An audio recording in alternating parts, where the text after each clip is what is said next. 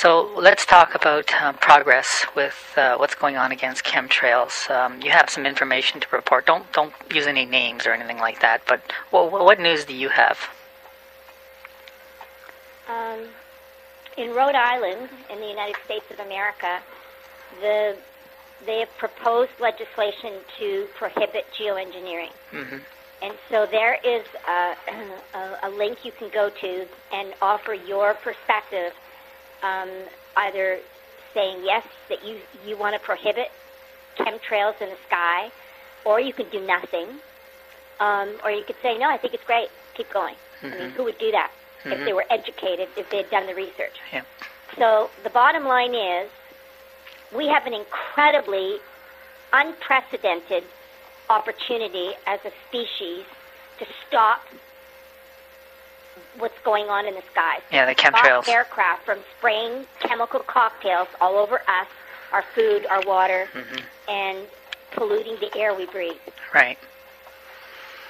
So who's ready to step up to the plate? Well, I mean, many of us are, but we need more. So the chemical cocktail that you're talking about, in Canada, that would be considered a crime against humanity. And let me just define a crime against humanity in Canadian law. And it's pretty basic. Crime against humanity means murder, extermination, enslavement, deportation, imprisonment, torture, sexual violence, persecution, or any other inhumane act or omission that is committed against any civilian population, etc., etc., etc. So an inhumane act or omission that is committed against any civilian population. These chemtrails is an inhumane act. So we have pretty much the law on our side in terms of the law should be protecting us.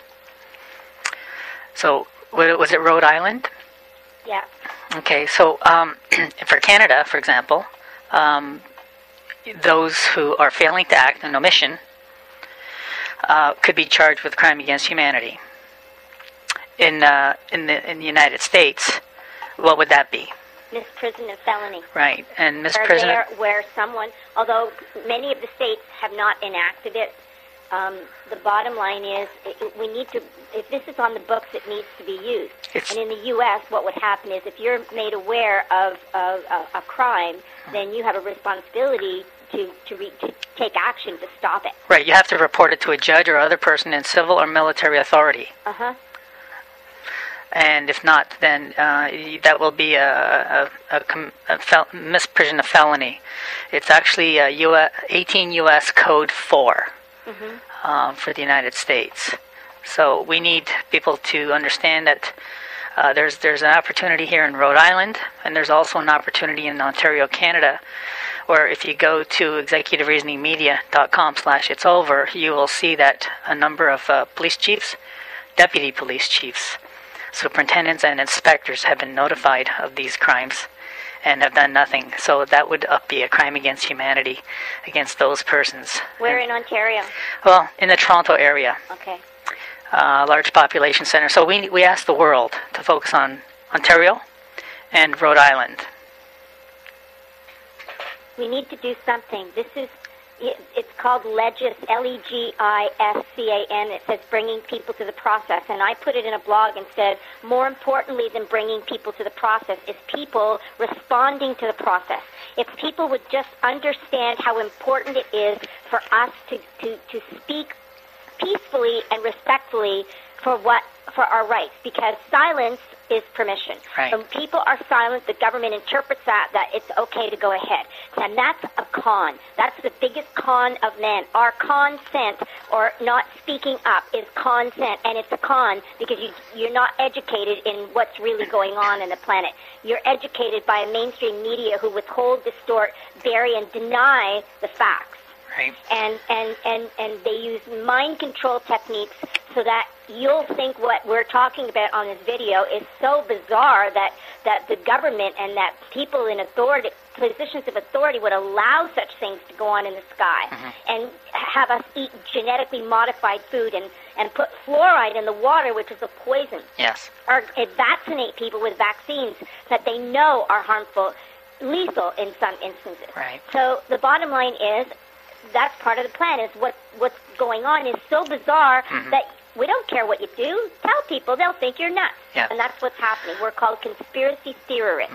So if we're nuts, then why is Canada introducing legislation called Bill C-51, which, if it's enacted, is going to thwart the opportunity for people who are activists that speak the truth? They'll either put you for medical examination because your mind isn't working, functioning properly, or they'll arrest you because you're a terrorist. Yeah. So I mean, why would that be going on? If people why would they do that to people who tell the truth if the truth wasn't damaging to them? Right, and here is one truth. The sun is required for life. Totally. By blocking the sun, photosynthesis is being affected in plants and algae. That would mean that oxygen is not produced by plants nor sugar, and we need sugar in our plants. That's what our plants are all about, is sugar in some form or other. And also the vitamin D production in our skin, that will be affected also. So those are both required for health. The sun is required and necessary for health. And so everybody is truly responsible to protect life, and so are the police. The police are responsible to protect life. And so what we need is the world to focus on Ontario and Rhode Island and get people there with guns and badges and authority figures to actually make this, or consider this, a crime in progress, and ask those with guns and badges to stop this today. And if you have resistance within your organization of where you work, if you have a gun and a badge, then work privately with others to protect the public and protect your own family.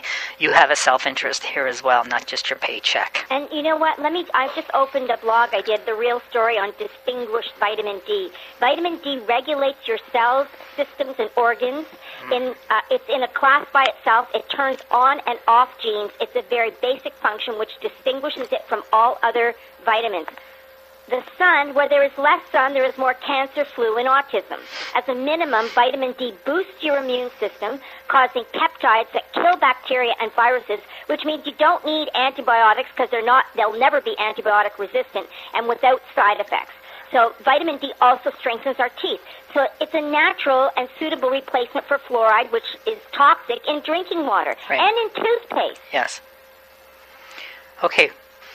I think that sums about up what we need to say. We ask the world to focus on Ontario and Rhode Island and make this a crime in progress and involve the police to protect the public at large, because we need everybody to protect life. And written in the Constitution, by the Supreme Court, it is the duty of a police officer to protect life, all life.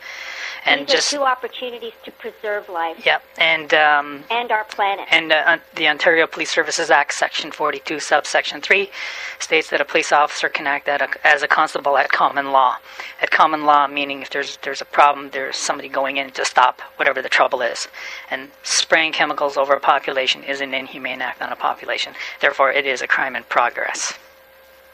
And when people take responsibility, then they can live free without all of this government regulation. That's the reason we have regulation, is because people don't take responsibility. We need to step up to self-ownership and take responsibility for the energy we put out into the world, and we need to work together to make the planet livable for all. And that means police officers too. Absolutely. Absolutely.